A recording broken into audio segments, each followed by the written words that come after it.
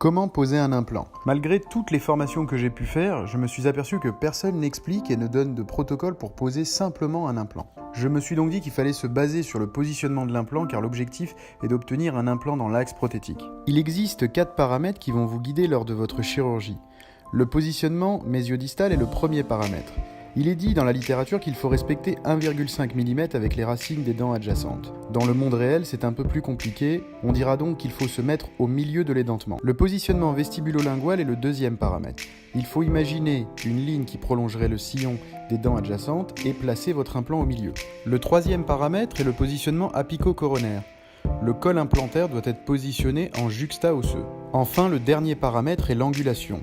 Il faut veiller à rester parallèle aux couronnes des dents adjacentes et être en face de la dent antagoniste. Les deux premiers paramètres, position mésiodistale et position vestibulo-linguale, sont déterminés dès le début de votre chirurgie, soit par le forêt pointeur, soit par la fraise boule. Vous choisissez donc ces deux paramètres en même temps et vous ne revenez pas dessus. Les deux derniers paramètres, position apico-coronaire et angulation, sont déterminés juste après par le forêt pilote, en vérifiant les marques de profondeur sur le forêt et en veillant à rester parallèle aux dents adjacentes. Le reste de la chirurgie se passe sans surprise si vous avez bien respecté ces 4 paramètres. Les forêts suivants servent uniquement à élargir le puits que vous avez réalisé et ne modifient pas l'orientation du puits si vous suivez le forage pilote. Il faut cependant vérifier à chaque passage de forêt pour être bien sûr. Finalement, la chirurgie implantaire est simple et accessible à tout le monde si on définit un protocole reproductible.